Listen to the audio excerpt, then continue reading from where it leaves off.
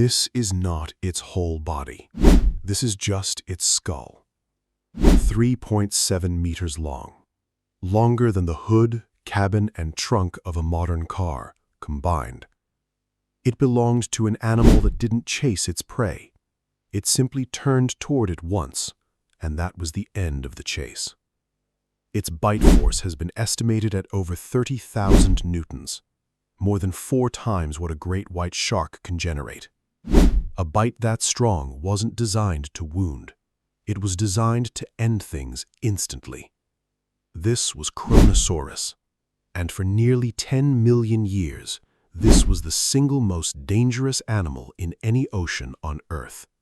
It ruled 30 million years before Mosasaurus ever existed.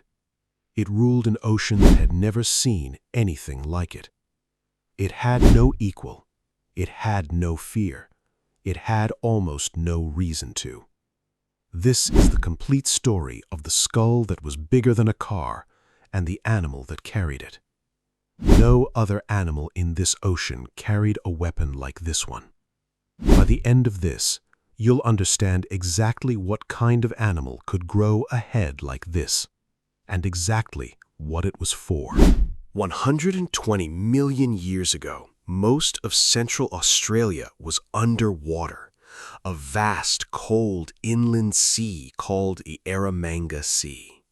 The Eromanga Sea stretched across an area larger than most modern countries, a single, unbroken hunting ground. Unlike the warm tropical seas that came later, this ocean was cold, deep, and unforgiving. Its waters were fed by ancient rivers carrying nutrients that sustained an entire food web from the smallest plankton to the largest predator alive. It was ruled by a group of predators unlike anything alive today, the Pliosaurs. Where their long-necked cousins hunted with patience and reach, Pliosaurs hunted with raw, overwhelming power. This sea was home to giant fish, ancient turtles, and smaller marine reptiles, an ocean built entirely to feed something at the very top. Ichthyosaurs, ancient sharks, and giant marine turtles all called this sea home, each one a potential meal. Kronosaurus wasn't just the biggest animal here, it was the reason this ecosystem existed the way it did. Everything below it on the food chain existed at its mercy, and it had absolute mercy for nothing. Its skull made up nearly a quarter of its entire body length, a ratio matched by almost any predator in Earth's history. Inside that skull, teeth up to 30 centimeters long lined a jaw built for one motion, clamping down and never letting go. Unlike Mosasaurus, its teeth weren't curved for grip. They were round in cross-section, built to punch straight through bone.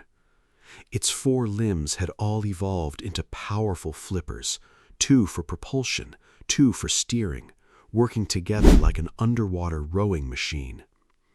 This 4-paddle system gave it something almost no other marine predator of its era had, the ability to turn on a dime even at full size. Its body itself was barrel-shaped, not built for elegant speed, but for raw, sustained power. Its skin, like most marine reptiles of its time, was smooth and thick, built to withstand the pressure of the deep, cold water it patrolled. Everything about its body existed to support one single organ, the skull that made it the most efficient killing machine of its age. In the cold, murky water of the Eromanga Sea, a large ichthyosaur moved steadily through the gloom, unaware it was no longer alone. Behind it, motionless in the deeper dark, something far larger had already locked on to its exact position. It didn't need to see clearly, it only needed to feel the water moving. Then, in a single explosive motion, it closed a 15-meter gap before the ichthyosaur even registered the threat. There was no chase, there was only the moment before and the moment after. A single bite from that skull could sever an ichthyosaur nearly in half, and often did. Within seconds, the water was calm again, as if nothing had ever been there at all. For an animal this size, a kill this efficient meant it rarely had to hunt more than once every few days. The Eromanga Sea had other large predators, plesiosaurs with necks longer than a bus. Their length was impressive. Their reach was useless against something that didn't need to get close to end a fight. Fossil evidence has shown Kronosaurus attacking and eating other smaller plesiosaurs from its own family tree. Even the largest sharks of the era avoided this water entirely once Kronosaurus was known to patrol it. Territorial disputes between adult Kronosaurus individuals, when they happened, were brutal and short. Even other giants of the deep learned to give this animal a wide, permanent berth. In an ocean full of large, dangerous animals, only one of them never had to look over its shoulder. Scientists calculate its bite force using the size of its jaw muscles' attachment points on the skull, and the numbers are staggering. 30,000 newtons is enough force to crush the roof of a modern car flat in a single bite. That's more bite force than a Tyrannosaurus rex. It's more bite force than any land predator that has ever existed, before or since.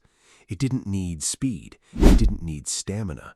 It only ever needed one clean bite. Full body estimates for Kronosaurus range from 9 to 11 meters long, but almost none of that length is neck. Nearly a third of its total body length was skull and jaw alone, a proportion almost no other predator in history has matched.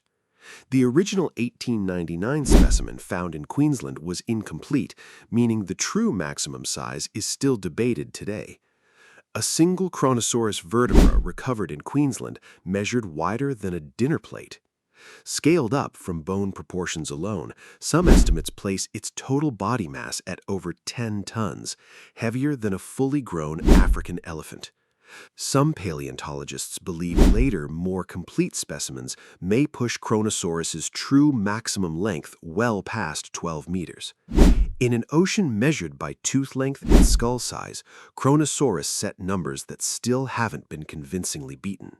The Eromanga Sea wasn't just cold, it was often dark, and visibility rarely stretched far. In water like this, eyesight alone wasn't enough. Kronosaurus relied on a second sense entirely. Pressure-sensitive nerve endings across its snout could detect the faintest disturbance in the water around it. A fish moving 50 meters away, completely out of sight, still sent a signal straight to Kronosaurus's senses. In this ocean, darkness wasn't a place to hide. It was simply where Kronosaurus hunted best. Like its pliosaur relatives, Kronosaurus almost certainly gave birth to live young directly in open water. A newborn Kronosaurus, even at birth, would already have been larger than most predators in its ocean. Even so, the first year of life was still the most dangerous one it would ever face. Juvenile Kronosaurus likely hunted smaller, faster prey than the adults, relying on agility before their bodies grew too large for it. The ones that survived grew quickly, adding meters of length and reshaping their skull proportions year after year. Every added year of survival meant a larger skull, a stronger bite, and one fewer predator left in the ocean that could threaten it. Within a decade, a surviving juvenile could become one of the most feared predators this ocean would ever produce. Around 100 million years ago, something began to change in the world's oceans. Sea levels rose, ocean temperatures shifted. The cold, prey-rich waters Kronosaurus depended on began to disappear. New predators, built for a warmer, different ocean, began to rise in its place.